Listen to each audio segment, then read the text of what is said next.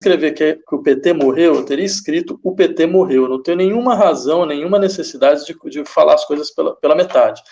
Então, se eu havia dito que a esquerda morreu, é porque, de fato, a esquerda da qual o PT faz parte, mas não só o PT, mas todos os outros grupos, inclusive o texto está lá muito claro, dizendo exatamente isso. Era necessária uma reflexão autocrítica de todos os grupos da esquerda, porque todos eles, de uma certa maneira, não tinham estado à altura do processo que se desencadeou nos últimos 5, 6 anos. Por outro lado, eu havia insistido também que, bem, uma coisa é certa, como a gente está discutindo aqui, o PT ele funciona como força hegemônica, ele tem mais densidade, ele tem experiência de governo, e, de uma certa maneira, ele faz com que a esquerda brasileira tenha 2 destinos possíveis. Ou você gira em torno dele, de uma maneira ou de outra, certo? Ou fazendo alianças pontuais ou não, ou você entra num processo que é um processo de esgarçamento, que chega realmente na situação de grupos que não tem muita densidade. Certo? Então, isso simplesmente para deixar claro o que estava sendo colocado em questão. Por outro lado, eu acho que é importante também insistir, eu gostaria de insistir isso mais uma vez, não se trata de ficar pensando se o PT vai morrer ou deixar de morrer ou qualquer coisa parecida, até porque eu lembraria que partidos morrem e continuam, isso não faz a menor diferença, certo?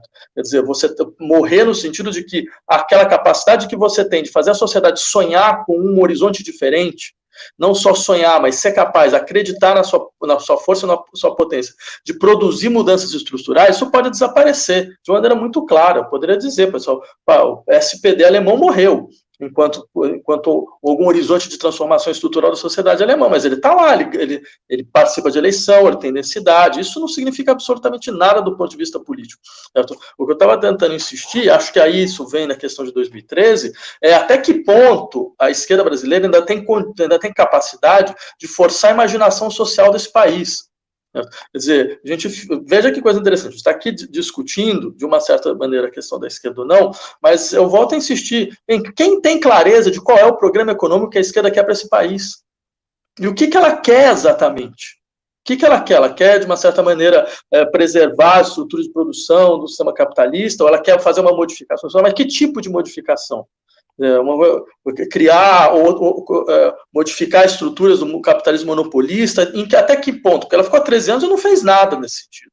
Certo? Quer dizer, eu gostaria de lembrar um pouco dos limites do que foi esse processo. Você tem um país onde até hoje os trabalhadores trabalham com 44 horas semanais, nem sequer 40. Certo?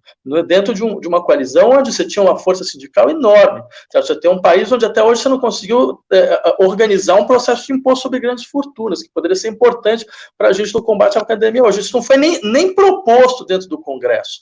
Então, houve limitações claras, e essas limitações são limitações, colocar na conta de, não, olha, existia uma correlação de forças desfavorável, eu acho que não é realmente honesto.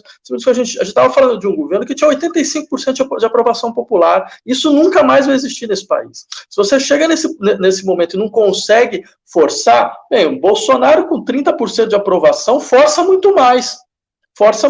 Colocou o país dentro dessa situação, onde ele consegue, de uma certa maneira, ter uma fidelidade em relação ao seu núcleo que vai longe. Isso aí nunca não vai mais desaparecer. Essa extrema-direita brasileira, ela está aí para ficar o resto do tempo. Então, há questões concretas, não adianta a gente querer virar os olhos como se essas questões fossem algum grito de centro acadêmico. Isso eu acho uma coisa problemática.